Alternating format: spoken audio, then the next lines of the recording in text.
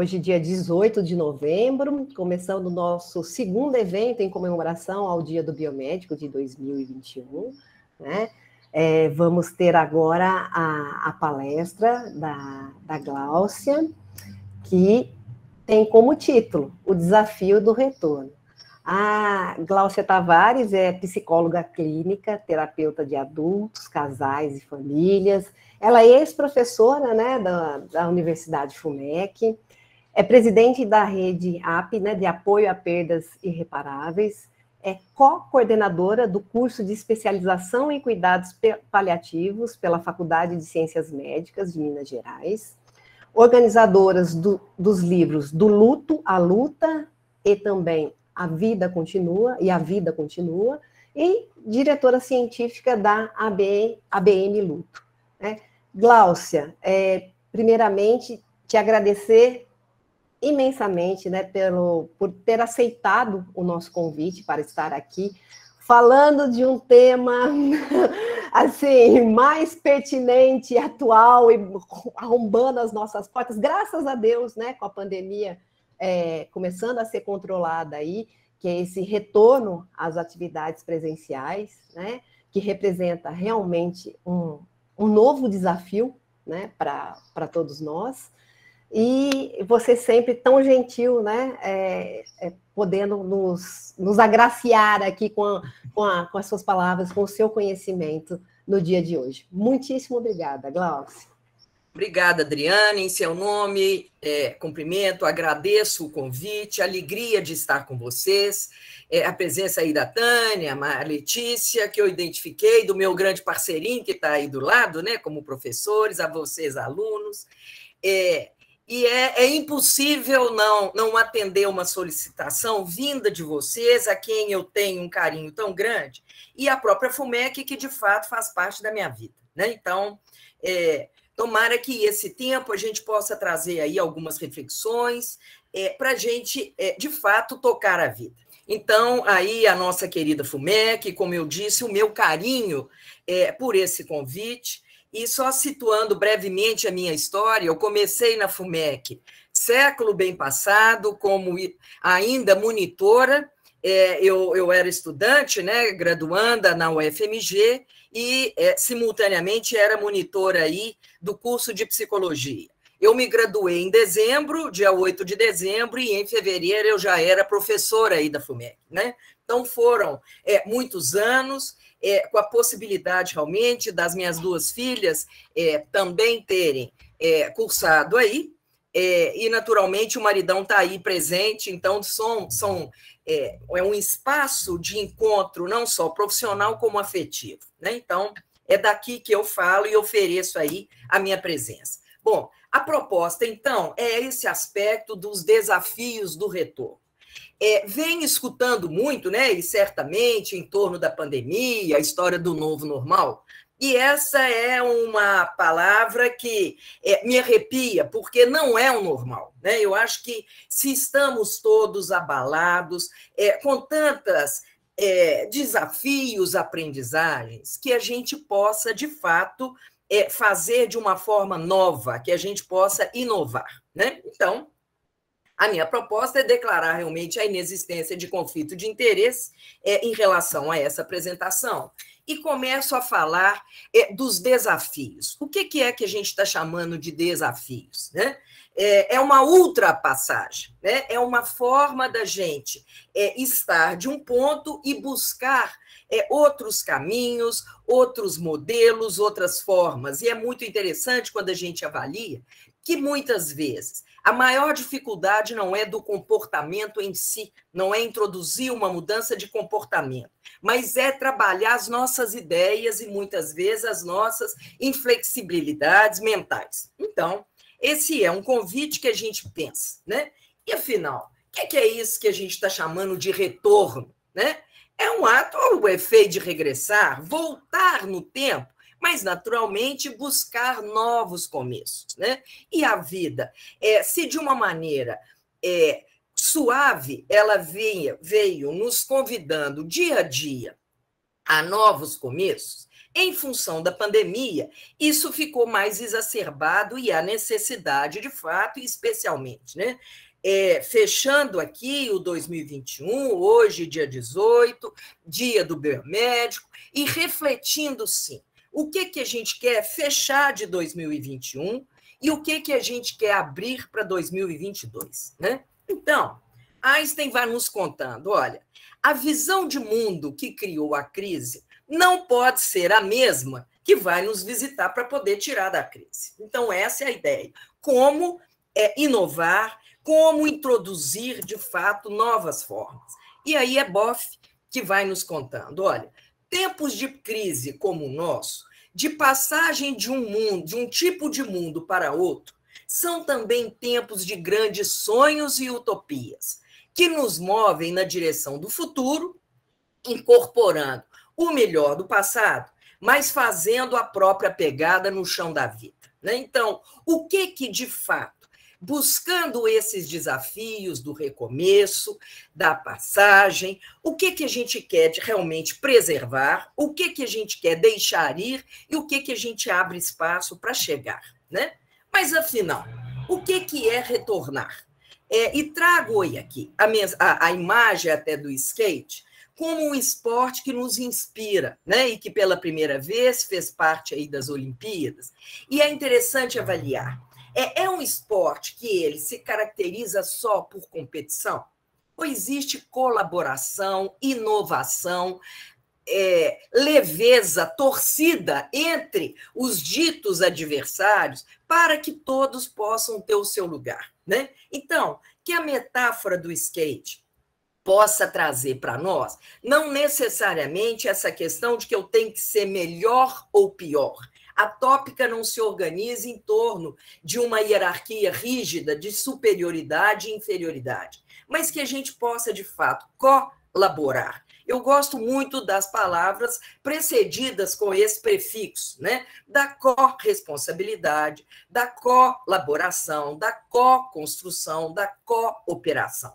E, mais do que nunca, esse caminho, e quando a gente identifica saídas, ações que a pandemia nos traz, não dá para simplesmente olhar para o próprio umbigo de uma maneira ilusoriamente isolada, mas de uma maneira compartilhada. Desde o início, quando havia a recomendação do isolamento social, como, né, uma medida sanitária, o tempo inteiro eu dizia, não estamos isolados.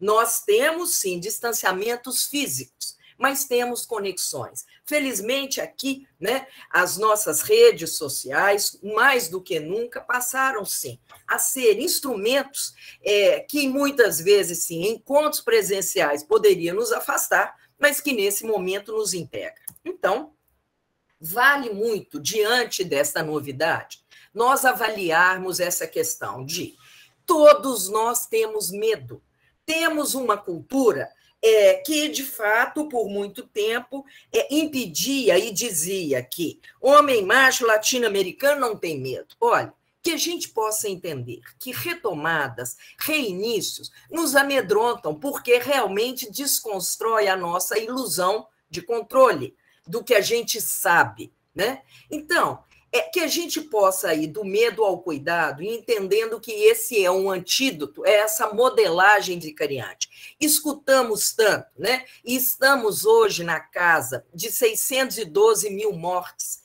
e cada situação, e se a essa altura isso não nos impactar, nós vamos dizer de um endurecimento de alma. Agora, entender que aspectos relacionais são construídos social e coletivamente e também na profissão.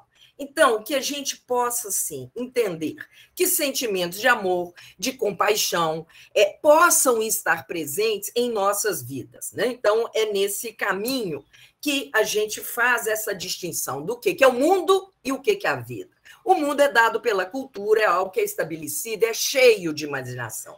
A nossa vida ela é sozinha, porque não dá para viver, respirar, comer, sonhar por alguém. Sozinho não quer dizer solidão. Sozinho é uma disposição, e como eu estou destacando aqui, respirar, comer, dormir, né? Eu não faço pelo outro, né? Agora, podemos sim compartilhar experiências, e a vida realmente ela é vazia porque ela não é pré-determinada, ela é cheia de possibilidades. Então, a vida ela se harmoniza com o mundo. O mundo tende a abarcar, a apertar a vida, né? E a vida, então, ela cabe o ser e o não ser, né? O que cabe? O mundo não tem limite. Vamos demais, vamos fazendo muito, aos excessos, aos exageros, aos extremos, e a vida nos coloca limite. Tudo aquilo que é vivo tem limite. Sabemos que o maior fator de violência a qualquer sistema vivo é excesso. Então, que a gente reconheça o limite, não como fracasso, mas como um sinalizador que nos dê oportunidade, né? E nessa retomada, teremos sim que acionar limites e integrar. Então, de que maneira que a gente pode lidar com a nossa mente criativa? Porque temos uma mente que vai nos sobrecarregando de muitas preocupações, mas que a gente possa, de fato, ter a mente criativa que integre o mundo mental à vida e aos limites. E aí conto para vocês, qual que é a coisa mais importante do mundo mental? Dinheiro e poder. Por outro lado, qual é a coisa mais importante da vida? É dar sentido às experiências felizes e infelizes, né? Viktor Frankl, que pode ser que muitos de vocês já tenham tido oportunidade de ter notícias de um psiquiatra judeu que ficou, então, em campo de concentração e que tinha esse desafio. Como sair vivo dali? Como poder integrar e saber realmente dar sentido? Eu gosto muito da palavra sentido, porque não só como direção, mas como algo que a gente também traz, absorve, é um biodigestor, que a gente, então, vai se localizando, né? Gosto muito de André Comte-Sponville, que é um filósofo francês, que ele diz: a vida vale a pena às penas da vida. Temos desafios, temos percalços, e o grande questão e o impulsionador é o que a gente faz e como que a gente pode prosseguir, né? Algumas constatações da pandemia, né? Primeiro, elas ficaram evidenciadas. Somos seres de relação. Não adiantava pensar em mim, o eu, né? O eu está cada vez mais desconstruído, é por ali que eu me oriento, por uma base filosófica do construcionismo social. É muito interessante a frase do Ubuntu: eu sou eu através de você. A ideia do eu isolado, né? Diante do convite tão carinhoso aí da Adriana de estar com vocês, eu poderia estar, se vocês não estivessem, isso não tinha sentido, né? Então, trabalhamos, e mais do que nunca, o conceito da interdependência. Se nós, brasileiros, ficamos tão ligados a Dom Pedro, que gritou nas margens do Ipiranga, né? Ou talvez não tenha gritado, mas nos contaram, né? Da independência ou morte, devemos estar mortos se nos crermos independentes. Temos interdependência e caminhamos, sim, para autonomia, autoria e autoridade. Então, merece reconhecer que somos seres de cuidado. E, como eu disse, da minha simpatia pelas palavras iniciadas com o prefixo co, a corresponsabilidade. A maneira como a gente está, então, tecendo, cultivando o nosso 2022 não depende de ações isoladas e individualizadas. De que maneira que possamos, então, entender que corresponsabilidade, responsabilidade, ela pressupõe também espaço de liberdade, e responsabilidade sem liberdade chama-se obediência e nos enrijece. Brinquei aqui, esse é um dos posts que tem lá na minha página, no Instagram, no glauciatavares.psico, que eu chamei aqui dos nossos sistemas, né, e do nosso IFA. E estou chamando que IFA eu destaco o importar, o facilitar e o amparar. Muitas vezes somos treinados para nos colocar como seres de exportação, né? Estar visível, estar nas redes, ter muitos likes, sermos vistos. Mas o tanto que a gente se importa, o tanto que a gente faz esse mergulho, o tanto que possamos, sim, facilitar as nossas relações e buscar amparo e também oferecer amparo, né? O verbo para isso e o conceito chama-se recursividade. não é uma relação de causa e efeito linear, mas é uma forma que atende a dimensão do infinito. Eu ajudo, amparo e também sou amparado. É isso que nos alimenta, né? E aí, Eduardo Galeano vai nos dizendo, toda utopia, ela alarga o horizonte e nos torna criativos, nos leva de horizonte a horizonte, fazendo-nos caminhar. E é claro que estamos aqui diante, inclusive, do belo horizonte, né? E a questão do horizonte é muito interessante como metáfora e como realidade. Quanto mais a gente se aproxima, mais ele se afasta. Então, que a gente possa ter essa possibilidade de ampliar ideias, saídas, e não ficar refém de uma resposta única, a mais rápida possível, que muitas vezes ela é temperada por impulsividade e por pouca reflexividade, né? Então, Beto Guedes já nos contou, olha, a lição nós já sabemos de cor, só nos resta aprender. E eu acho que esse é um dos grandes valores que, desde o início do século XXI, e mais uma vez, ele está exacerbado. Hoje, o valor não é saber. Né? O saber ele está continuamente sendo revisitado, reorganizado.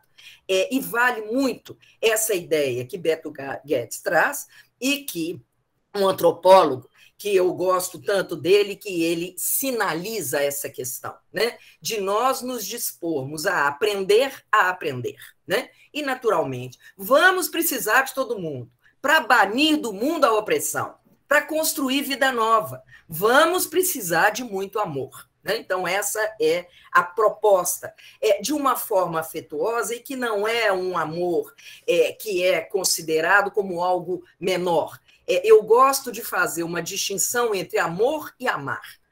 Muitas vezes a gente confunde o amor como posse, como meu, é o meu amor. Amar é verbo, é uma disposição, é uma tendência, é uma forma de ocupação do tempo e espaço. De que maneira que possamos, sim, pensar essa retomada de uma maneira amorosa. E lembrando, né? Amar ao outro, mas tem uma vírgula, como a si mesmo. Então, nesse modelo que não é só de exportação, de importação, mas de entender que também somos seres relacionais, né? E aí, Michel Tomasello vai nos contando. No altruísmo, um se sacrifica pelo outro. Na cooperação, muitos se unem em vista de um bem comum. E eu quero trazer, então, essa palavra como uma palavra-chave, como uma direção para esse nosso 2022. Que possamos pensar em bem comum. Alguma coisa que fizer só bem para um, começa a entender que isso não é bem. Alguma coisa também que faça mal e mal para muitos, começa a avaliar. A ideia é do bem comum. E entender isso. Ainda temos uma imaturidade relacional quando confundimos bem com gostar. Nem tudo que a gente gosta nos faz bem. Nem tudo que a gente não gosta nos faz mal. Precisamos de trabalhar essa questão, né? O que nos faz bem e um bem comum, um bem relacional.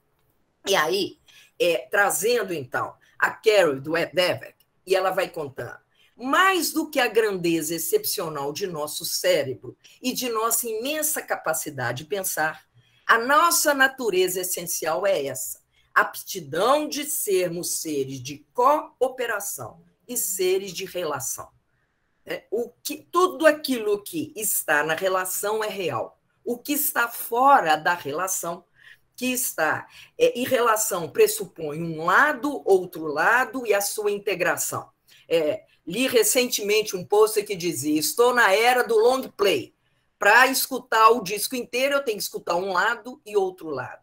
E muitas vezes, na nossa pressa, nós rapidamente estabelecemos julgamentos e condenações considerando um lado só. Ou é tudo bom, ou é tudo péssimo. Não existe isso. Não falamos em termos de tudo e de nada, nem de sempre, nem de nunca, mas a ideia do conjunto, do bem comum. Uma ideia que integre e que nos dê a oportunidade realmente de buscar proporções. Então, Leonardo Boff, mais uma vez, que nos traz aí, e a gente entendendo que dentro da palavra crise tem o CRIE, e buscar, sim, essa visão espiritual do mundo e correspondente ética. Eu me lembro que em 2001 eu fui fazer uma apresentação num congresso de psicologia, e em 2001, portanto, há 20 anos, eu estava falando de espiritualidade. E isso dentro de um espaço acadêmico, um espaço profissional, era quase uma heresia. E é importante a gente entender que não estamos falando de religiosidade, mas estamos falando de conexão. E adoro Guimarães Rosa, e é ele que diz, o senhor, quando acerta, acerta quando o senhor pega o espírito da coisa. Então, merece, nesse tempo de criar, esse resgate do afeto e da compaixão, uma atenção à prevenção, respeito à vida, uma atitude, sim, de solidariedade e cooperação, a questão da corresponsabilidade, e o BOF vai nos chamando a atenção para isso, uma biocivilização centrada na vida e na terra. Nós somos componentes, não estamos aqui para explorar, para destruir, mas para fazer bom uso. Como consumidores, é impossível não sermos consumidores, mas de que maneira? Muitas vezes, nos corredores da FUMEC, a minha grande função era sair passando de sala em sala, apagando luzes das salas que estavam acesas, desperdiçando. Não está na hora de desperdiçar nem energia, nem as nossas conversas, e é engraçado, porque essa era uma das expressões, e é interessante, porque a linguagem não é inocente. Vamos julgar conversa fora. Olha, conversa é para julgar para dentro. Conversa é para que a gente possa, de fato, distingui-la, assimilá-la, avaliá-la e ver o que faz sentido. Então, essa é a proposta. Não é tempo de desperdiçar, não está tempo de julgar nada fora. Então, que a gente se oriente, sim, por valores biocentrados, alianças, parcerias. Faço uma distinção, que parceria é diferente de cumplicidade. O termo cumplicidade ele ainda tem uma conotação judicial, policial. Nós falamos de alianças, falamos de parceiros, falamos de gentileza. Celebramos recentemente o Dia da Gentileza. Gentileza conosco e generosidade com o outro. Ter, sim, essas duas referências do que é dizer sim, do que é dizer não, o que é poder ter elegância para colocar limite, limite para nós, limite para o outro, que não tenha que ser dissimulado. Nós, Brasil, fomos por décadas respeitados pela nossa forma diplomática, que, de alguma maneira, não é uma diplomacia dissimulada, mas é exatamente a elegância de colocar limites, e isso ativando a alegria de viver. Então, merece a proposta de inventar o futuro. E o nosso futuro a gente inventa a partir de hoje, 18 de novembro de 2021, planejando 2022. Viver e conviver.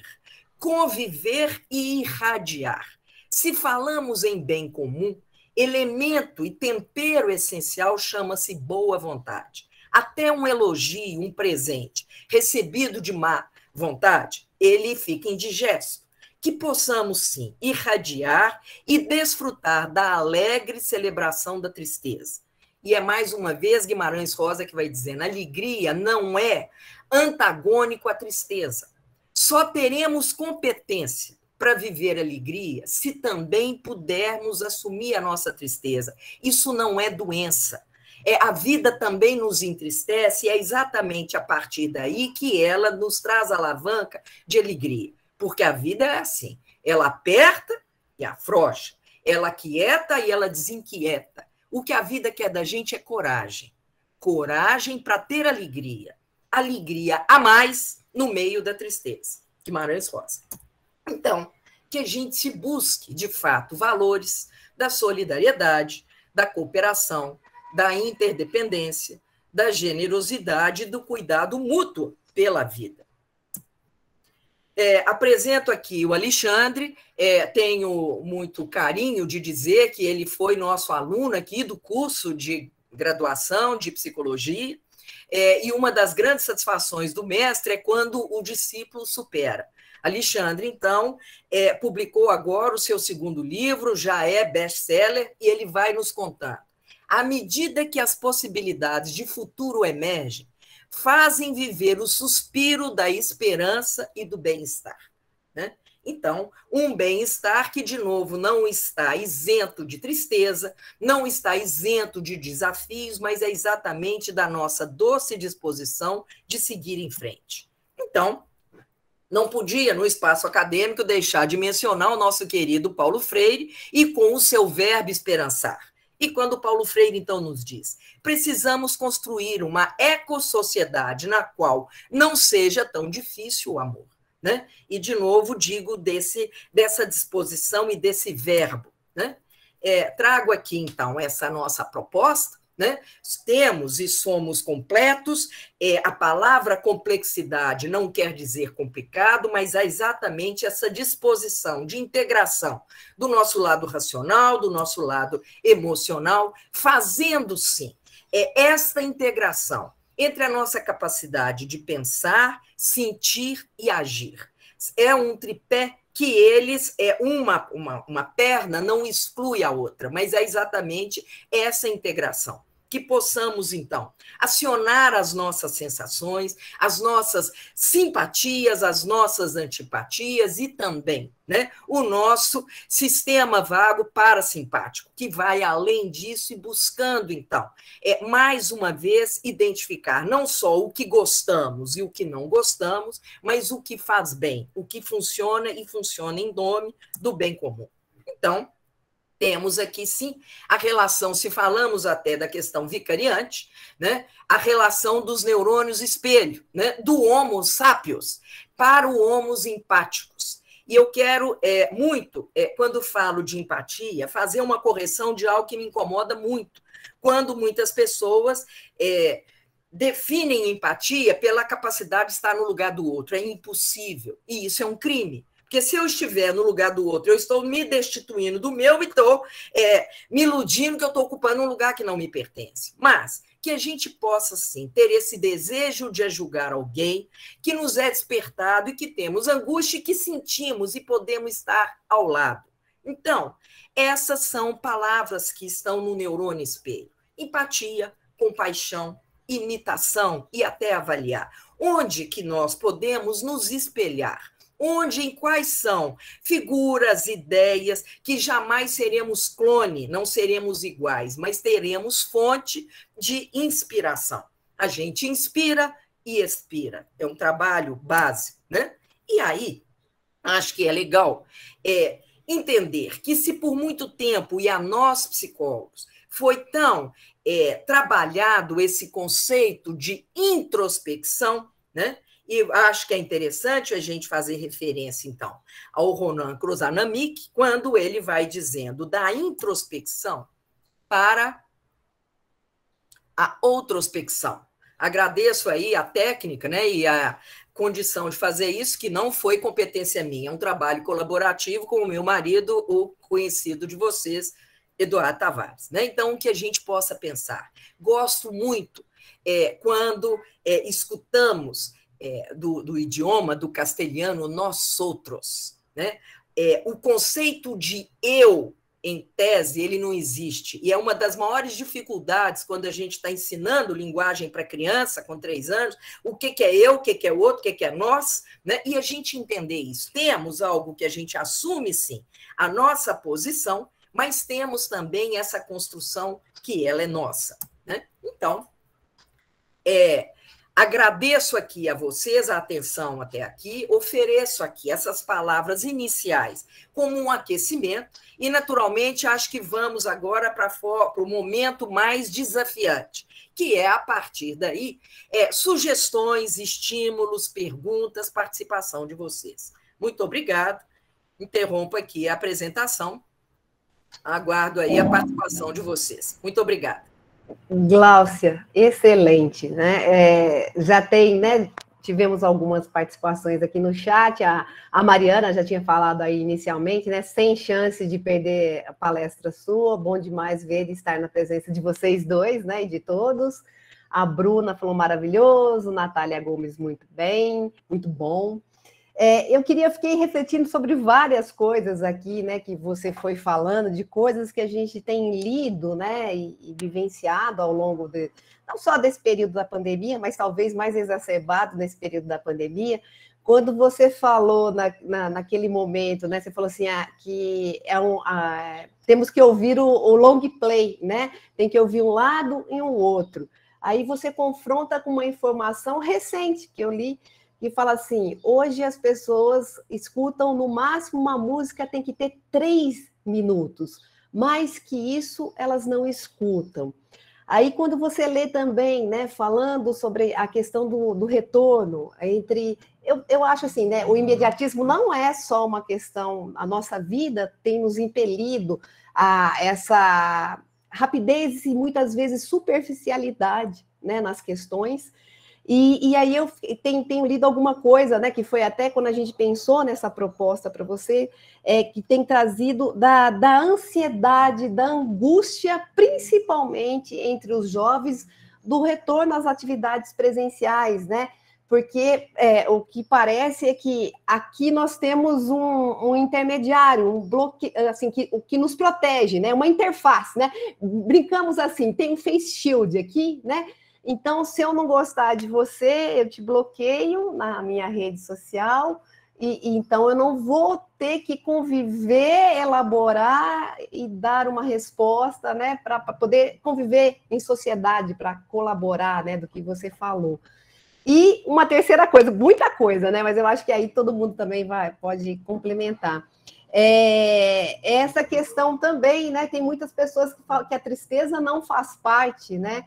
Eu estava até ouvindo uma fala, um TEDx, né, de uma pessoa falando assim, ó, que daqui a pouco no DSM, né, na classificação das doenças, capaz de aparecer o luto como doença, né? Então, e é uma coisa assim, né? Todo mundo é feliz na rede social, né? Todo mundo não tem problemas financeiros, não tem qualquer tipo de problema, você só posta. E isso eu acho que gera uma angústia, é difícil, né? A Maria Letícia, a gente, né, sempre fala, ela me chamou a atenção para isso há muito tempo, falando, né? Gente, é muito difícil, eu acho mais difícil hoje ser um jovem do que no nosso tempo, né? Então, não sei, algumas questões aí, né? Não sei se você quer falar sobre isso e abrir, né, para os outros também aqui colocarem seus comentários e perguntas. Obrigada, Adriana. O que vocês preferem? Faço o comentário aqui a partir das suas, abro para outras pessoas. O que vocês acham que fica mais favorável? Glaucia, eu acho que a gente pode ir começando, né? A pessoa está falando, muito obrigada, muito bom ouvir, palavras maravilhosas. O retorno, a Isabela é uma aluna nossa também. O retorno vai ser mesmo um desafio, né? Mas que perspectiva bonita poder retornar, né, dele. Eu acho que você pode fazer no comentário, Glaucia. Tá. Você começa falando, e eu anotei aqui, né, da ansiedade, da angústia, da tristeza, a questão do luto, né? Só um detalhe, o luto já faz parte do DSM-5, sim, né? E essa é uma questão interessante, porque a cada edição do DCN, ele vai só aumentando o seu calibre, a quantidade de coisa, né? De perto ninguém é normal. Então, são questões que nós precisamos de ver. Agora, quero começar, Adriana, comentando da palavra difícil. Como que essa palavra ela torna para a gente uma coisa pejorativa? Olha, vida e dificuldade é quase sinônimo. E aí quero dizer que vida sem dificuldade, o nome disso é tédio, né? É muito interessante, existe um filósofo, né, que eu fui apresentado até pelo Alexandre, não conhecia, que é o Han, e ele vai falando muito de uma vida sem dificuldade como uma vida lisa, né? E aquilo que escorrega muito na superficialidade, né? Então, a questão não é a dificuldade em si e nem a nossa maneira de lidar com ela, mas o que a gente faz com ela, né? E aí, quando você traz ansiedade, quero dizer de novo que o grande problema é a intensidade, porque também se não tivermos ansiedade nenhuma, imagina uma vida com ansiedade zero, né? Provavelmente nosso encontro podia acontecer talvez um dia que a gente viesse com vontade, que hora, e não tinha horário, né? Então, assim, Precisamos, né? E é muito interessante, gosto muito de metáforas da natureza, para entender, olha, um rio corre legal porque ele tem margens. Nós precisamos de margens, de contornos, de delimitações, né? Por muito que a nossa cultura brasileira, por muito tempo, era do jeitinho, e a graça é contornar, é sabotar as margens, nós precisamos, não de uma obediência cega, mas de entender realmente demarcadores, né? Então, um tanto de ansiedade é natural. Agora, cuidado com os prés, porque aí passa a ser uma ansiedade que acaba sendo disfuncional. A pressa, a preocupação, o pré-juízo, a presunção e a preguiça, né? Aliás, isso foi muito engraçado, né? No início de 2020, eu chamei minha neta lá no sítio, sentando, no primeiro dia de janeiro. Falei, vovó vai te contar 2 palavrões. Ela chegou correndo, que adorou vovó contar palavrão para começar o ano, 1º de janeiro. E eu disse, olha, 2 palavrões.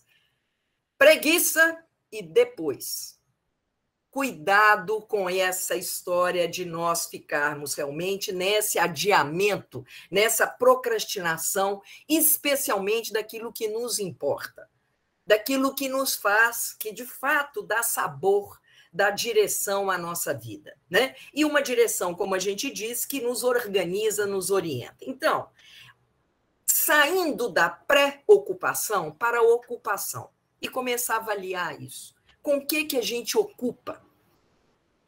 Se hoje, né, e sabemos que a palavra mais dita em 2020, segundo o Big Data, foi luto, eu venho ampliando o conceito de luto, não só para mortes, lutos não mortes, e até para as nossas escolhas. Porque a cada momento que a gente estabelece escolhas, é aquilo que faz sentido e que é prioridade, nós também vamos renunciar a outra coisa. Esse é um trabalho dinâmico, de 2 lados. O que eu priorizo e o que eu renuncio. Aonde a gente achar que a gente só ganha, nós estamos iludidos e vamos nos frustrar. Ou aonde a gente acha que só perde também, né? Voltando com a questão da pandemia, existiram perdas inúmeras, mas também muitos ganhos, muitas questões, e é hora, mais uma vez, disso, né? De nos apropriar dos ganhos e, naturalmente, avaliar aí as perdas, o que a gente pode fazer, né? A questão da tristeza, mais uma vez, não é vergonha. Os poetas chamam tristeza, de uma maneira poética e muito bonita, do ensimesmar, e eu acho lindo, né? Quer dizer, é esse mergulho, né? É esse movimento, até para dizer sim, a vida não acontece só do jeito que a gente quer. Não, né? Existem embates. E a nossa envergadura existencial, ela vai se dar exatamente na nossa competência de poder lidar aí com as surpresinhas que a vida nos traz, porque o imprevisto é previsível, né? Muito bem, Mariana levantou a mão, então vamos lá. Acho que consegui passear ali nas suas colocações. Fala, Mari. Oi, gente. Oi, gente, bom dia. Eu acho que alguém... Bom dia, Mari. Antes de mim, não. Aí no chat. Eu não estou seguindo o chat. Espera aí, deixa eu só... foi a Bruna está colocando aqui. Deixa eu colocar as outras antes. Só um minutinho, Mari. Tá bom, desculpa, porque eu vi a mãozinha. Gláucia, gratidão. Suas palavras permitem uma reflexão e avaliação do que vale a pena permanecer e o que deve sair. É um desafio. A Bruna colocou aqui a meia palestra. Quero fazer uma pergunta. Gláucia, já que você citou tantos autores ótimos, quais livros você indica para a gente refletir sobre nossas questões íntimas de superação, de persistência, de se perdoar? Deixa eu só interromper, porque a minha pergunta é sobre a fala que ela está falando agora. Então, depois a Gláucia responde sobre os livros. Pode, Bruna? Pode. Só que esse negócio dos livros também, se ela quiser falar 1 hora sobre eles, eu também quero ouvir. Porque é uma coisa que me intriga muito, e mais recentemente, até por questões pessoais. Eu já estava pensando na pergunta e acho que você leu minha mente. E é sobre os tipos de luto, e eu não sei se tem muita diferença, né? E foi exatamente quando você citou esses lutos que não são os lutos especificamente por morte, né? Mas esses lutos por escolhas nossas, né? E às vezes escolhas do outro que a gente não tem o que fazer quanto a elas. Então, como que esses lutos impactam se eles impactam de maneira diferente? Porque às vezes um luto por uma perda que talvez ela seja, se é uma escolha do outro, às vezes ela é inevitável, mas ela é diferente, né? Uma perda por algo que não está aqui mais e uma perda por algo que é em vida, vamos dizer assim, por uma frustração e uma decepção. É isso que eu quero dizer, entendeu? Como que isso impacta a pessoa, né? No físico, mental, emocional, espiritual dela. Mais ou menos isso, não sei se ficou claro. Tá bem, vamos lá, né?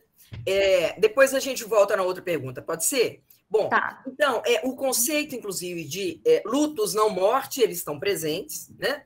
E vale. E quando você traz, né, Mari, a palavra frustração, e eu gosto muito dessa palavra, porque se formos no dicionário, a definição de frustração será contratempo. E aí eu pergunto, que tempo? Quem é dono dele? Que tempo é esse? Né? Como é que a gente caminha no fluxo do tempo da vida? Olha, nós organizamos esse tempo, mas esse tempo nosso aqui, por motivos, até pode cair a rede, pode um monte de coisa. Muita coisa pode acontecer, né? Vários imprevistos. Então, a nossa maturidade existencial, ela exatamente caminha à medida que a gente lida com frustração.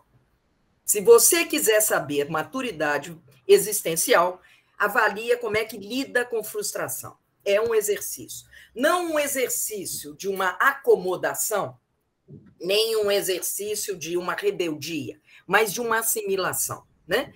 E, especialmente quando se destaca sobre a escolha do outro ou sobre situações que nos pegam desprevenidos, elemento essencial chama-se humildade.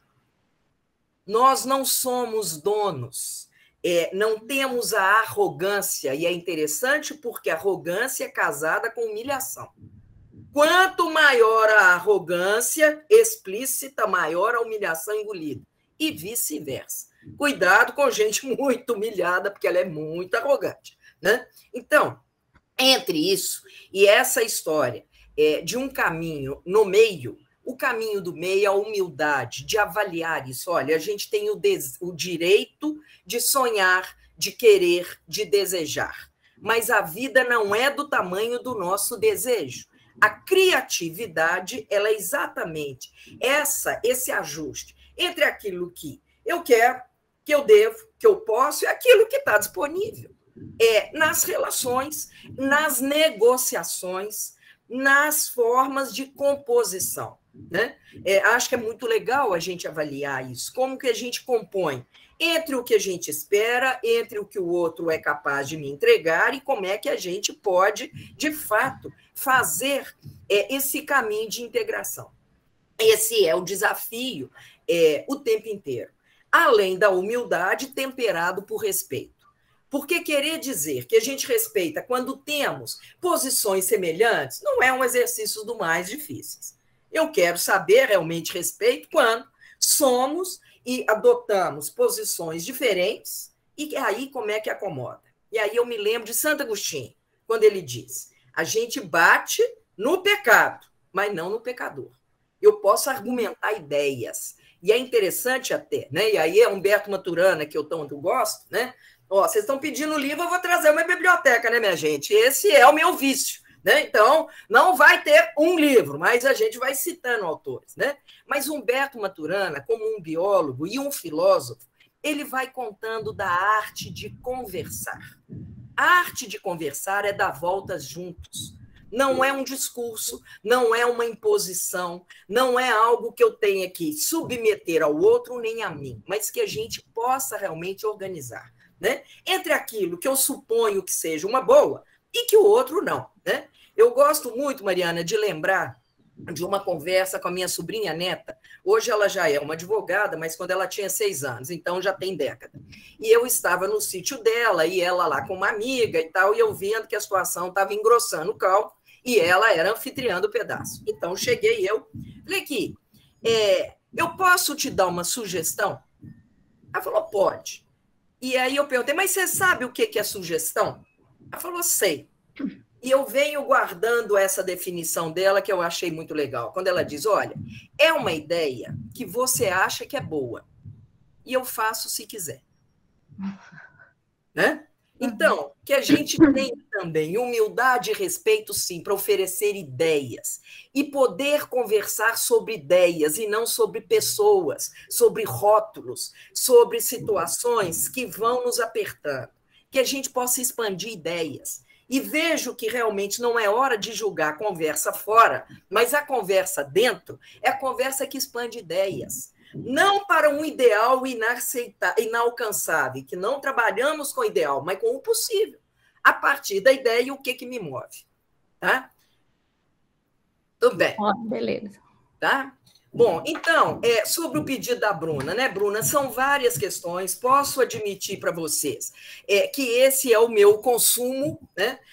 E graças a Deus tem meu marido aqui ao lado que ele fala: isso não é comprar livro, não é consumir, né? É investir. Então, em torno de investimento e tal, tenho sido, é claro que eu tenho uma leitura que ela acaba sendo direcionada aí para temas em especial, né, especialmente a questão dos lutos, várias publicações que saíram aqui em 2021, que são de destaque, como eu disse, também desse filósofo Han, que vem trazendo não só a questão e o conceito da sociedade de consumo e do exaustão, que também é o livro desenvolvido pelo Alexandre, que eu situei, também o Leonardo Boff, que, aliás, tem um livro dele que se chama Saber Cuidar.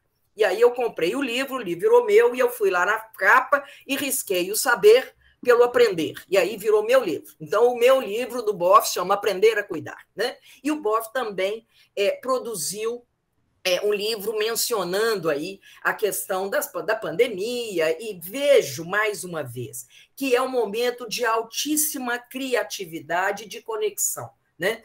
Nunca estive tão conectada com tantas pessoas no Brasil, fora do Brasil, que esse momento permitiu. Né? E eu acho que muitas expansões. Então, caminho por aí. Além do que, naturalmente, meu Grande Sertões Veredas é um sossego na alma para momentos fantásticos.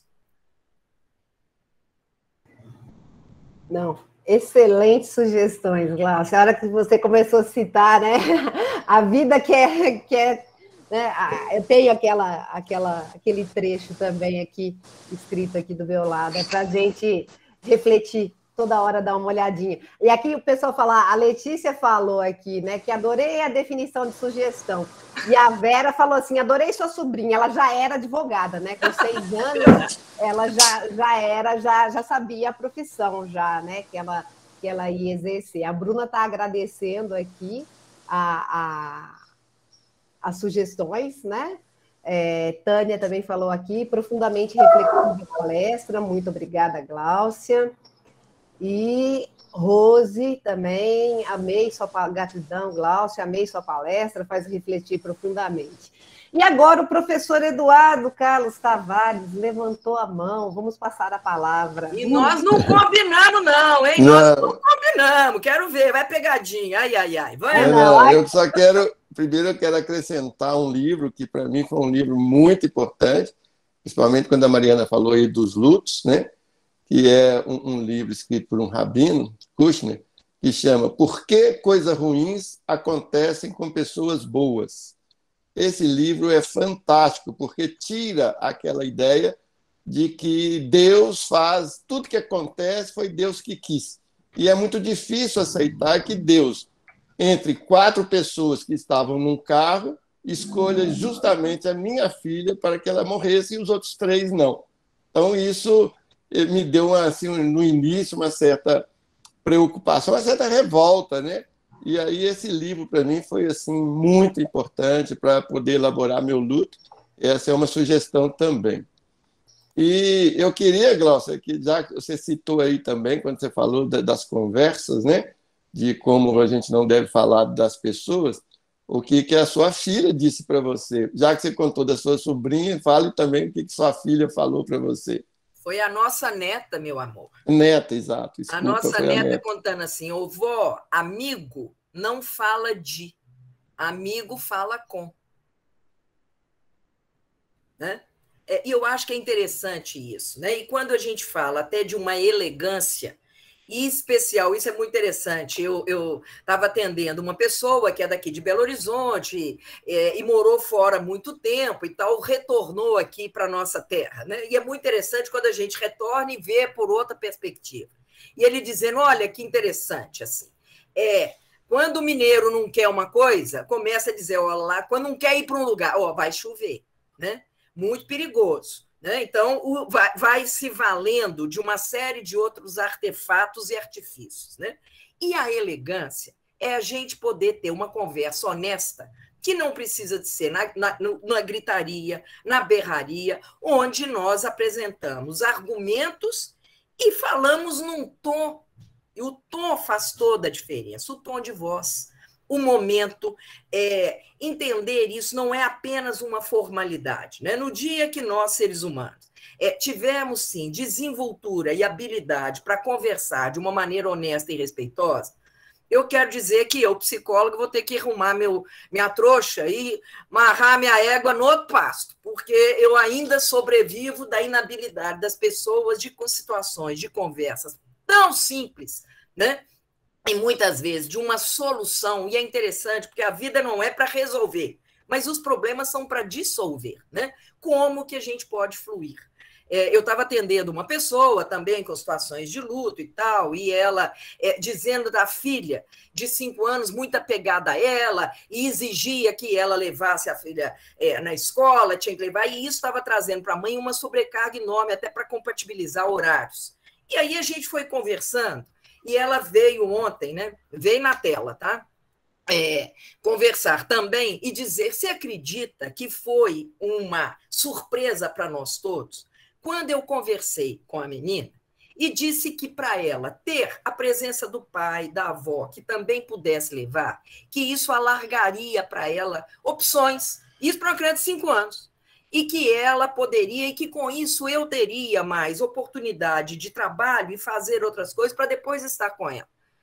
Isso foi com uma conversa na quinta-feira, a menina falou, segunda-feira meu pai me leva, que é claro que a menina ainda é ditadora, né? Mas tudo bem. Na sexta, ou não, é segunda, eu falei que é segunda-feira ela foi, né?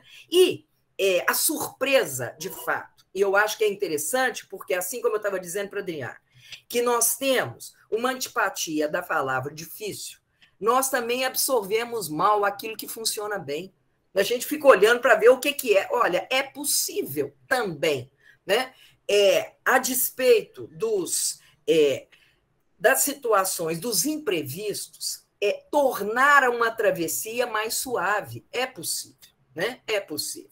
E aí, agradeço a presença do meu querido parceiro de vida e dizer isso, olha, compartilhando com vocês. De fato, vivi um dos momentos mais angustiantes da minha vida, né?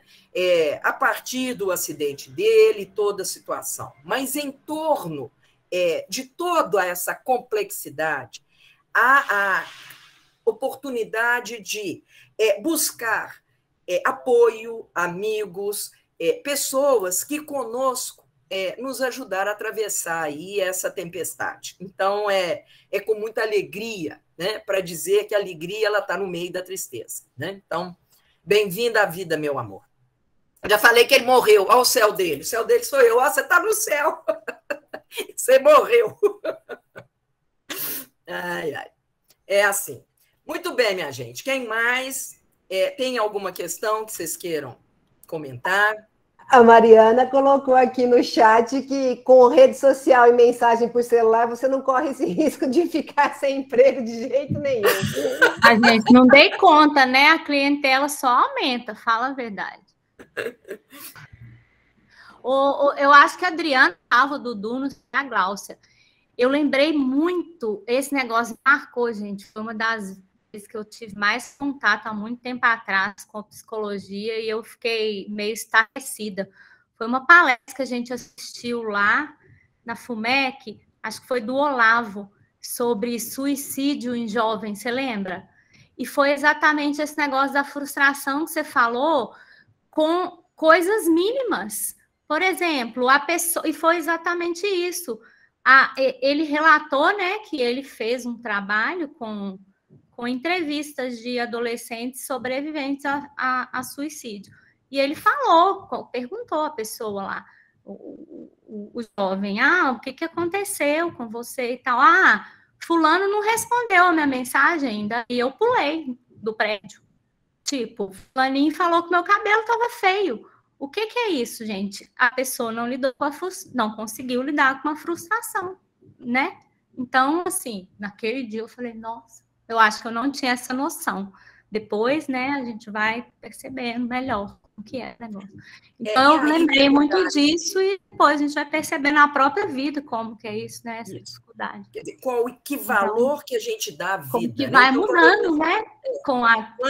Quando eu mencionei o Leonardo Boff, quando ele fala de uma educação bioexistencial, né? Quer dizer, o bio, a vida, né? E aí vocês na biomedicina também trazendo isso, que valor a gente dá à vida e que forma que a gente banaliza a vida, né? E eu achei muito interessante porque, de fato, se temos aí a questão do mundo digital, o que dá tempero à vida é o mundo analógico, é a analogia, é a simbologia, é a metáfora, né? É a poesia, né? Então, muito legal poder ler também poesias, né? Então, caminhos. Acho que a Jussara está perguntando aqui. E não é errado, né, gente? Usar, é só a maneira de se... eu acho... De lidar com a frustração mesmo, né?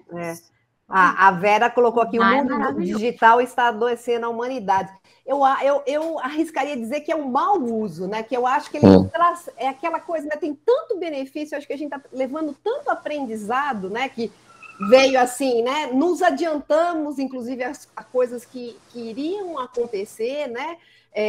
Como enquanto professores, né? De nos aperfeiçoarmos, de mudar. Gente, foi assim, uma revolução, eu achei. Então, eu acho que eu colocaria como um mau uso, porque o bom uso traz coisa muito bacana. Isso aí, Leana. Realmente é importante, as coisas não têm valor em si, elas têm valor de como a gente utiliza, isso é importante.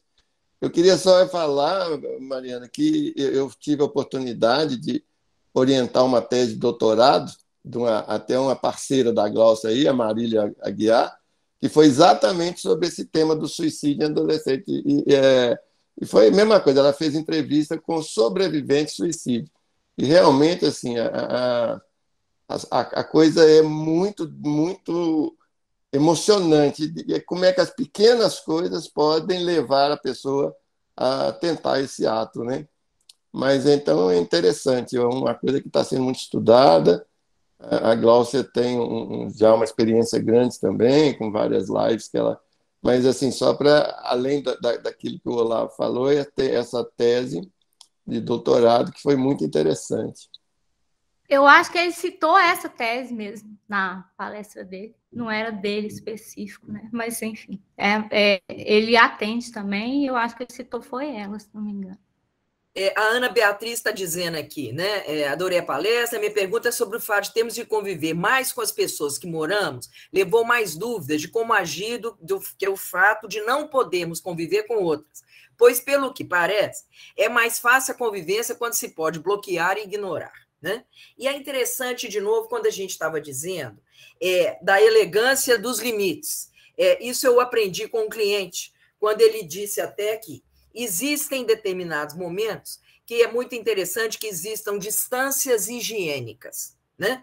E distâncias higiênicas é até dentro do mesmo espaço. E isso foi um dos desdobramentos da pandemia, pessoas realmente terem que ser obrigadas a conviver ali, porque tinha um escape do trabalho, das atividades fora de casa, que dava um respiro, e que ali era obrigatório, né? Então, como que é possível realmente fazer essa demarcação?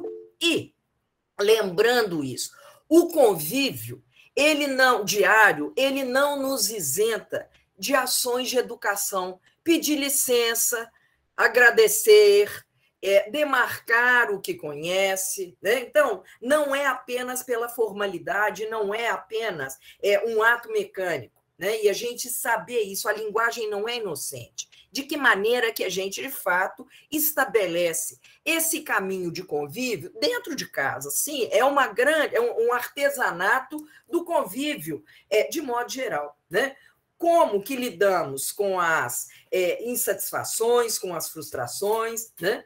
Com as diferenças. É muito interessante, né? O Eduardo num espaço, eu no outro, e nós temos estilo. E ele, ao meu ver, é bagunceiro, mas na bagunça dele ele acha tudo, na minha organização eu perco, né? Até que, felizmente, foi antes da pandemia que eu propus um divórcio de escritório. Falei, eu estou rachando fora desse espaço, não dou conta de dividir esse espaço com você. Você tem um jeito, eu tenho outro. E, felizmente, foi o que nos permitiu trabalhar, porque seria impossível estarmos nessa mesma condição, né? E sabemos que a questão da pandemia trouxe isso, não só não tinha espaço, quanto era um aparelho, uma internet, quer dizer, uma série de sobrecargas, e que requer negociações, né? Não é dizer primeiro o meu, né? É a história que a gente falou do bem comum. Como compatibilizar, o que vale naquele momento, qual é o valor e como que a gente pode. E esta é o slogan da nossa rede AP, que é aprender a perder sem se perder, né? Vejo que a gente vem de um mundo de tanto acúmulo, né? De uma valorização tanto de retenção, de querer ter, de querer muito, e que é legal, né? E se a gente puder trazer também para neurociência, né? Para uma compreensão, a importância dos nossos intestinos, é o nosso grande, né? Estimulador para avaliar o que é para reter e o que é para eliminar, né? Não dá para eliminar aquilo que é essencial e nem dá para reter aquilo que é supérfluo e que já venceu, né? Então, isso vale como valores, como atitudes, como coisas, né? Que estão aí no nosso dia a dia, né? Aqui a gente adota, aqui em casa, isso. Entrou qualquer artigo que entre, algo comprado, sai algo, né? O número de coisas que entra é diferente, não varia do que sai, não. Então, ele mantém, né? Então, também é um momento de revisão. Nesse momento, hoje, estamos doando nossa árvore de Natal, né? Então, venceu. O Edu resolveu pôr uma adega no lugar que eu montava a árvore de Natal, ficou sem lugar para a árvore, né? Então, eu também preferi. Tá bem. Então, vai embora, né? E vai bem, né? Vai bem, bem direcionada. Ela teve uma importância na nossa vida, mas venceu. A história da nossa árvore é muito interessante, porque no primeiro Natal, depois da morte da nossa filha, uma amiga falou, Grauce, eu vou aí montar a árvore. Se você não montar esse ano, você não monta. E ela sugeriu que a gente montasse essa árvore de uma maneira não convencional, com retratinhos. Então, tinha um bastidor pequenininho, assim, para colocar o retrato de pessoas significativas. E isso virou um ponto turístico. De ano para ano, naturalmente, o número de retratos de pessoas que estavam ali conosco aumentava, graças a Deus. E eu brincava, falava, o lugar na árvore não é fixo, pode cair do galho. Então, era muito engraçado que as pessoas chegavam aqui em casa e começavam a ver como é que está. Falei, depende do trato. Se tratar bem, está na árvore e está em lugar alto. Se tratar mal, vai lá para baixo, se bobear, cai do galho, né? Então, são distâncias, são caminhos, né? São revisões que a gente possa trazer como humor, como brincadeira, como estimulação e como direção na vida.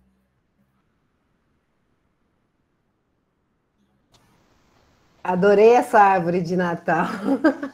Adorei a troca também pela adega. Eu estava falando que enquanto eu não tinha filhos, não tinha nenhum Papai Noel lá em casa. Aí começa a cobrança. Não, mas por que isso? Agora é o pisca-pisca, não sei o quê. Então, né, é isso, é a ocasião da vida que vai levando, né? Mas eu acho que a gente pode passar a palavra para a Jussara agora, depois a gente continua no chat. Tá bem. Fala, Ju. Glaucia e Dudu. Ei, meu bem! Mari. Tá bom? Ei, que bom, em especial te ver. Glaucia e Dudu, que tem muito tempo que eu não vejo. Dudu, que felicidade te ver bem, viu? Bom demais, tá? Estamos todo mundo aqui. Um gato Smith. Obrigado, Ju. Muita saudade. É mesmo? Se Deus quiser, esse mês que vem nós vamos encontrar, né, Adriana? Isso mesmo. Isso Vamos mesmo. sim, ele vai Ô, querer, Gláucia, sim. Fala, Ju. Ô, Gláucia, eu não sei se eu vou saber elaborar minha pergunta, mas assim, a gente viveu esses últimos 2 anos, quer queira ou quer não, atrás. A Adriana falou um pouco disso, né? Acho que foi a Adriana falando do Face Shield, como se a gente estivesse atrás, né, de um Face Shield e tudo, mas vejo que também a gente ficou esse tempo todo, eu, inclusive, né, atrás de um avatar também, né, de um pontinho na tela. Nós, professores, ficamos de câmera aberta, né, a maior parte do tempo e tudo, foi mais. Mas mesmo assim, a gente não se conhece, né? A gente não sabe se a gente é alto, se a gente é baixo, se a gente tem um pouco mais de cabelo branco, se a orelha é assim. Então, a gente vai para o presencial, a gente vai se relacionar depois de muito tempo.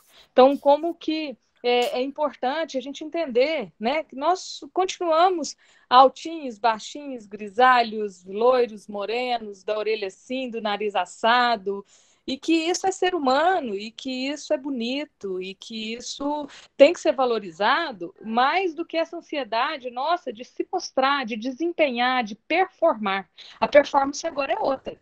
Outra que eu digo assim, a gente ficou um tempo sem performar pessoalmente e agora a gente vai performar pessoalmente, né? Então, como que você aconselha para a gente assim? Porque a mim me causa um pouco de ansiedade, né? Por mais que eu fique nessa coisa de brincadeira e tudo tal, mas é complexo. Para mim ainda não caiu essa ficha, né? E eu creio que para muitos de nós, né, dos nossos alunos, estão assim também, né? Performar ao vivo. E aí?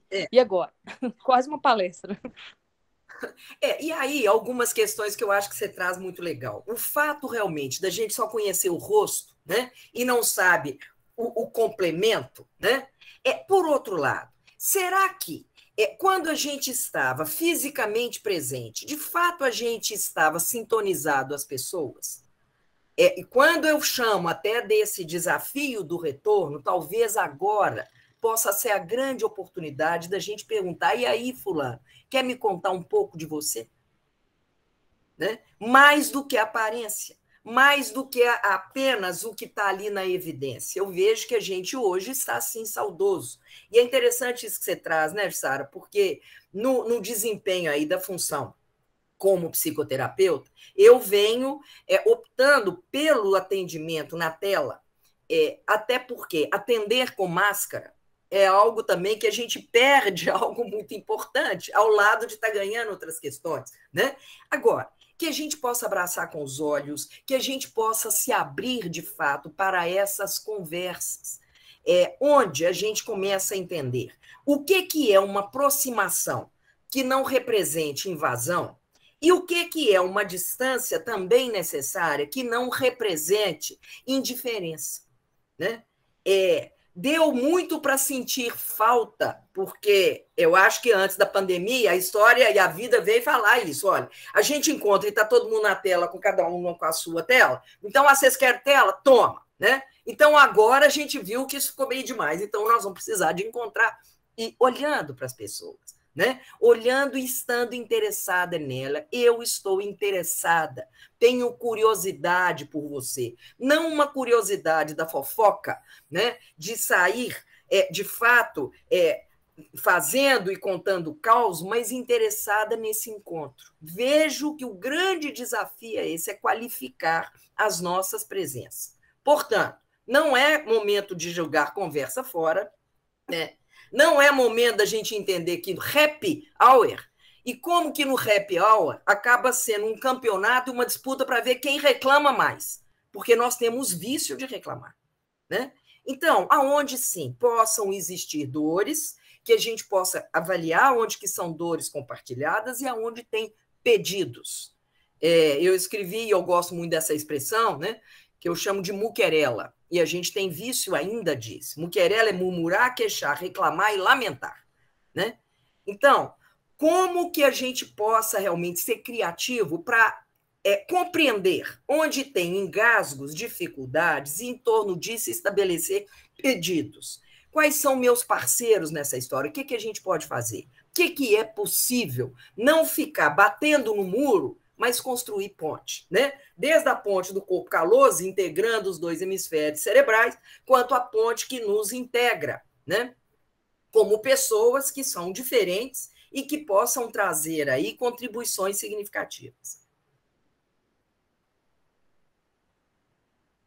Muito obrigada, viu, mais uma vez. Muito bom te ver, Ju. Delícia, saudade. Mas ótimo, Gláucia. Tem um comentário aqui que ficou para trás, da Rose, né? Que ela falou, Gláucia, gostaria, se pudesse, falar que você falasse um pouco do tempo do luto, porque as pessoas falam que isso passa, mas o tempo para cada um é diferente. E diante até desse tema, né, e várias evoluções que vêm sendo tecidas. Eu tive a oportunidade de gravar um TED que eu vou falando disso, e dizendo e trazendo aqui, a respeito da minha experiência, que tem uma mudança paradigmática. Primeiro, de um terapeuta poder falar do próprio luto. Isso até então era algo porque ninguém é vulnerável, a vida do terapeuta está ali, né? Completamente imexível. Segundo, luto não tem tempo para encerrar, luto não acaba. E falar até o verbo superar para um enlutado é quase uma ofensa. Assim como salientei as palavras e os verbos iniciados com o co, da cooperação, da colaboração, falo muito que no processo das frustrações, dos embates da vida, é como se a gente estivesse indo na nossa ilusão, que a gente é o dono da bola, e na hora que aparecem essas rupturas, aparecem essas frustrações e essas condições e esses impactos, a gente dá uma ré. A partir dessa ré, é possível tomar um fôlego e respirar, reorganar, ressignificar, reaprender e tantos outros verbos iniciados por esse verbo. Então, hoje, a forma mais moderna de se trabalhar com luto, primeiro, não se trabalha mais com a ideia de fases, que foi desenvolvido pela Elizabeth Kubler-Ross, que teve uma grande contribuição, mas a Elizabeth Kubler-Ross ela não trabalhou com enlutados por morte, ela trabalhou com pessoas em períodos de aproximação de morte, em tempos de finitude. E fazer essa demarcação das fases da negação à aceitação é como se houvesse uma predição e você, de novo, vai encaixar as pessoas ali. Hoje, o conceito mais atual e dinâmico de compreender luto como processo.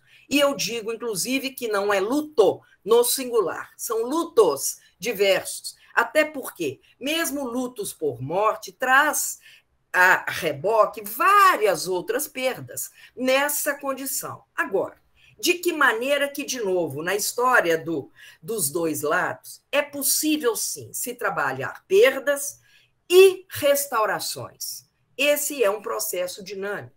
Como, né? E de novo, e gosto muito de me referir à casa do Monte de Andrade, quando ele fala que falta é diferente de ausência.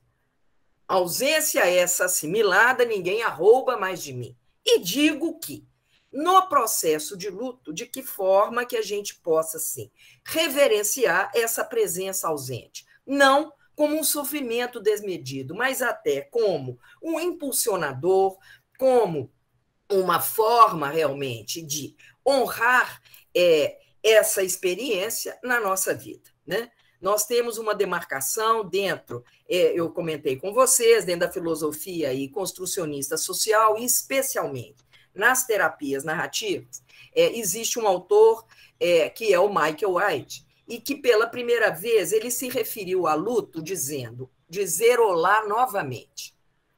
Não é para matar de novo. Matar a memória é você se submeter a isso. Agora, a disposição de manter esses laços, e tecnicamente a gente chama de laços contínuos, continuum bonds, são laços afetivos, laços simbólicos, e que a vida ela não é só digital, mas ela é analógica, que mantém essa presença ausente, incorporada. e que ela seja muito bem-vinda e que possa nos inspirar. Não é para acabar. Não acaba, não deleta, né? Não existe isso. Muito legal, Glaucia. Eu estava aproveitando aqui para fuçar, o TEDx Savassi, Aprender a Perder Sem Se Perder? Vou passar o link aqui para o pessoal que eu achei aqui. Vou colocar aqui no chat. Tem então, né? Tem lá o meu Instagram, com algumas publicações e tal. Vamos lá, glauciatavares.psico. glauciatavares.psico.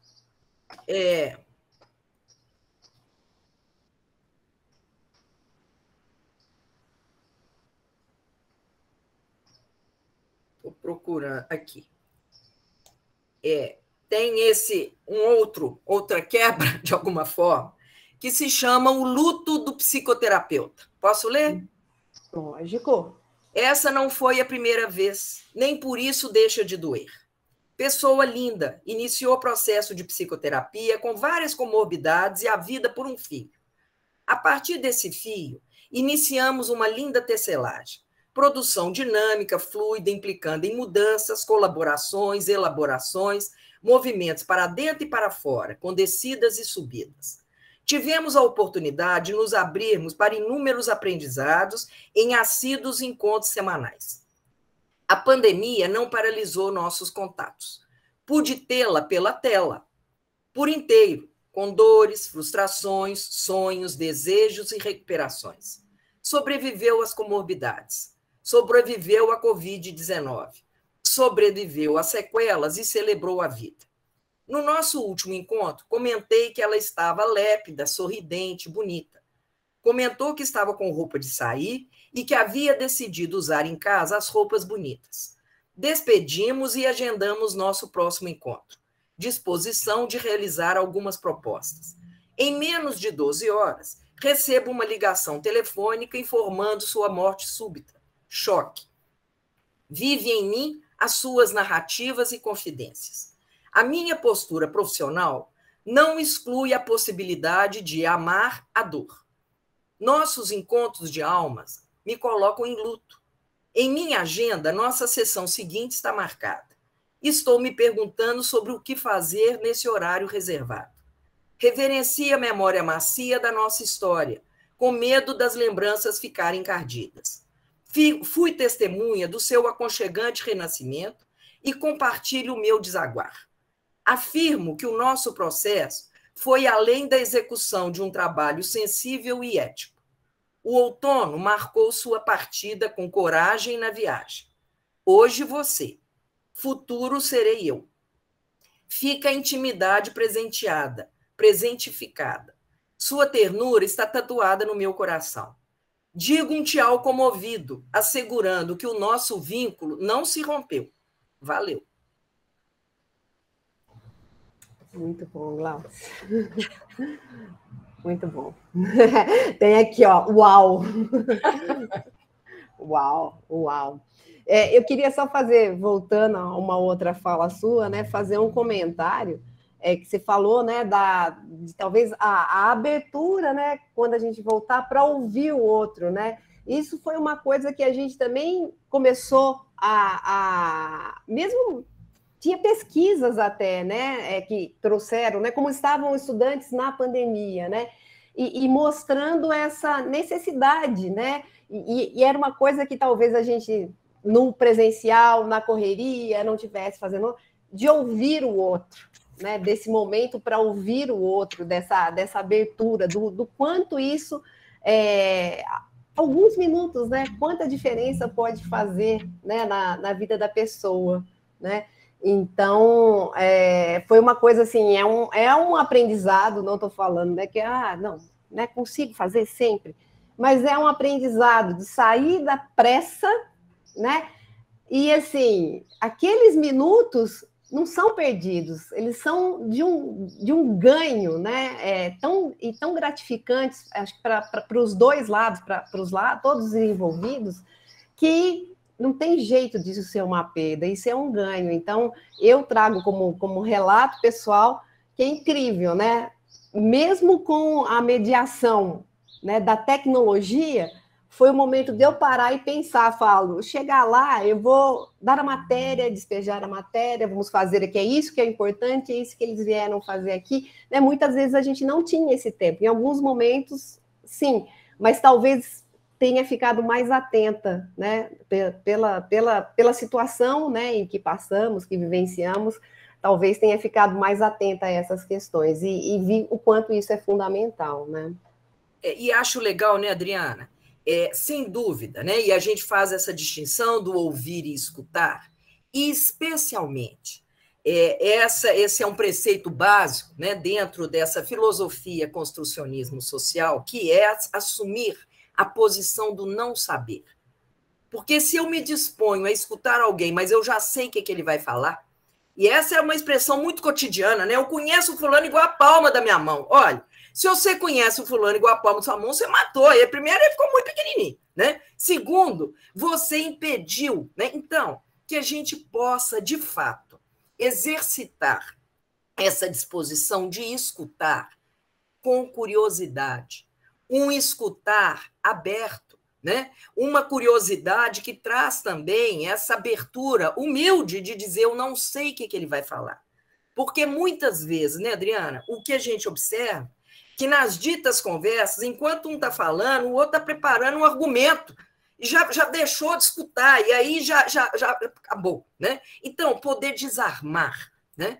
Eu tenho uma experiência interessante de uma amiga que é uma filha adolescente em fazer uma cirurgia muito extensa de coluna. E ela, então, tinha lá uma orientação para essa cirurgia e resolveu consultar uma segunda opinião. E o exame, então, clínico foi muito bem detalhado. Ao terminar o exame, o médico vira para a mãe e filha e fala aqui, vem cá, que eu vou perder um tempo com vocês para explicar. Ferrou. Acabou. Né? Então, cuidado com as palavras. Né? Não é um preciosismo, não, mas presta atenção naquilo que a gente está falando. Não é um ato mecânico. Né? É o quanto que, não só o que a gente diz, o que a gente emprega e de que maneira. O tom de voz, a postura, a presença, o olhar. Né? Uma conversa que a gente olha no olho, uma conversa que, de fato, a gente se encontra. Né? Tem um outro sabor. Né?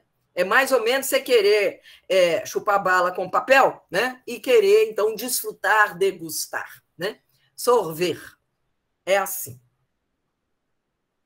Ótimo, Glaucia, excelente. Gente, alguém mais? A gente pode ficar aqui, né, o resto do dia. Não? Bom, Glaucia, vamos ver se alguém ainda se manifesta, mas assim, foi espetacular, né? E a alegria aqui foi imensa e ainda, né, foi, vamos dizer assim, essa duplicada, né, de poder ter o Dudu aqui com a gente, né, a nossa saudades, a nossa alegria, né, de ver essa recuperação, né, um problema tão sério, né, que aconteceu com vocês, e ele está aí, está se preparando para voltar, né, estaremos juntos o semestre que vem, e, assim, nos enche de alegria, realmente, né, são pessoas muito queridas, né, e essa sua recuperação, assim, nossa, estávamos todos rezando, orando, o que seja, né? Da forma, com pensamentos positivos, tudo que era positivo, tudo que era possível. E, Glaucia, nossa, foi fenomenal a sua participação, queria te agradecer, né? Mais uma vez, foi assim, ó, as palavras aqui da Isabela, né? E de todos aqui, Jussara, lindo, enriquecedor, né? Nos trouxe muitas reflexões, né? Muita coisa boa aqui para a gente pensar e colocar em prática também, né? Não sei se a Sandra quer falar. A Sandra é nossa organizadora aqui do evento. Ei, Glaucia, assim, eu fico emocionada, né? E, assim, acho que ela trouxe pontos que toca, né? Quem vivenciou algumas fases, toca. E para mim, uma coisa que foi uma preocupação, e a Adriana sabe disso, né? Foi a questão dessa, a minha primeira vez na organização do evento, né? Então, eu ficava, a ansiedade, ela vem, né? E assim, é bom quando a gente percebe que, assim, a gente consegue, né, do nosso jeito, e aí vem você com as suas palavras, né? Essa coisa chamada resiliência, né? Que é a capacidade de dizer, ó, deixa eu respirar, deixa eu ver o que eu posso e aquilo, né, que eu ainda não tenho a compreensão do todo, né? Então, isso para mim é só gratidão, né? Agradecer a Adriana mesmo a oportunidade, né, da gente estar aprendendo, né? Então, é isso. Que bom. Muito obrigada. Eu acho muito interessante o Colin Parkes, que é um grande estudioso aí sobre o luto, né? E ele define luto como rompimento de vínculo. E quando houve aí o convite, e há muito tempo eu venho dizendo, olha, luto não é rompimento, né? É uma modificação dessa forma de vínculo. E quando houve o convite da Adriana para estar aqui com vocês, eu acho que isso, de alguma forma, exemplifica isso. A despeito de eu não ser hoje, não estar como docente de uma instituição que eu tenho tanto carinho, foi muito prazeroso receber o convite para dizer isso. Os nossos laços, a nossa ligação, ela permanece a despeito de não ter o vínculo empregatício, mas tem um vínculo amoroso, eu acho que tem uma história, tem um legado, e o carinho grande que eu tenho, especialmente ao curso de biomedicina, que, de alguma maneira, abriu porta para eu retomar no curso de psicologia, né? Então, são esses entrelaçamentos da vida que são muito legais, né?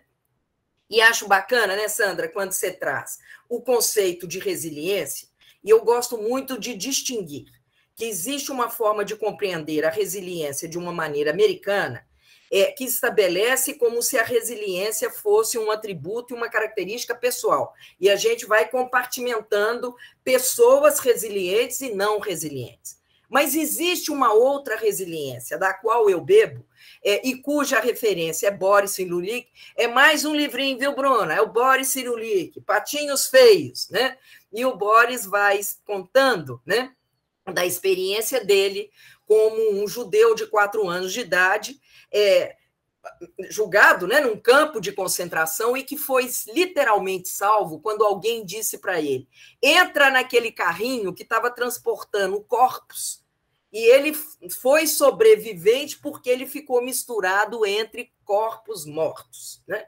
Bom, e aí ele desenvolve muito essa noção, mais uma vez, e coerente com o que a gente falou aqui, de uma resiliência colaborativa, de contextos resilientes. E vejo que, do ponto de vista da instituição, desse momento, a preocupação de vocês na coordenação do curso, não haverá um retorno apenas de alguém chegar alegre e cantante, eu estou legal. Não. Vamos pensar, sim, no bem comum, vamos pensar nessa rede que possa ser tecida, que tem, sim, tem ansiedade, tem angústia, tem desafios, né? E, aliás, angústia vem de angustos, augustos, e que quer dizer aperto. E que o que mais nos aperta é liberdade, mesmo que tardia, porque somos mineiros. De que maneira que a gente ocupa esse espaço de liberdade para que a gente possa fazer opções que façam sentido em nome do bem comum, né? Então, que essa tessitura, que esse fortalecimento de vocês, entender isso, não existem ações isoladas, né? Se esse evento está acontecendo, ele é realmente uma congregação de forças, de estímulos e da participação de todos, né? Nesse momento aqui, 67 pessoas presentes, eu agradeço e sinceramente, né, assim, a constatação disso, que os nossos laços afetivos, eles não estão só nas festas, nos encontros, que também são muito bem-vindos, tomar vinho é muito legal, né, Adriana? Mas que é possível, né?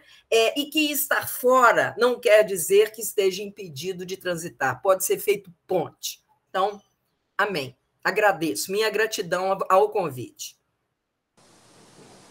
Eu também quero agradecer, mais uma vez, já falei várias vezes, né, uma gratidão enorme pela FUMEC, pelos professores, os alunos, está vendo aqui no chat, do pessoal ainda dizendo, né, que...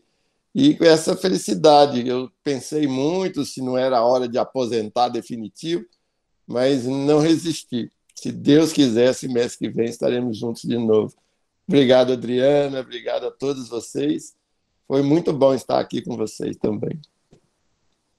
Ô, Dudu, ó, só teve um não da Bruna aqui no chat. Não para aposentadoria. Volta, Dudu, volta logo. Só acabar finalizando aqui, ó, teve outras, né? Nilce é muito bom mesmo. Dudu, não aposenta, não. Não vai, por não, favor. Maria Clara. Semestre que vem ele está de volta. Muito obrigada pelas palavras, Gláucia e Isabelle, elas foram enriquecedoras para mim. Obrigada por essas palavras sensacionais, a Ana Beatriz e a Alexandra, né, colocando aqui muito obrigada por mais esse evento excelente, muito orgulho de ser aluna dessa instituição e desses maravilhosos professores. Muito obrigada, Gláucia, por compartilhar seu conhecimento, né? Pois nesse momento da minha vida, gratidão por suas palavras. E professor Dudu, meu querido, acho que você é um sortudo. Né? Então, aqui, Giovana nem briga com isso de não voltar. Júnia, parabéns a todos pelo evento, muito enriquecedor e sensacional, muito obrigada. Gente, Dudu, você é sortudo mesmo, né? Nós somos sortudos de tê-los aqui conosco, nossos amigos, né? Então, mais uma vez, muitíssimo obrigada e até breve.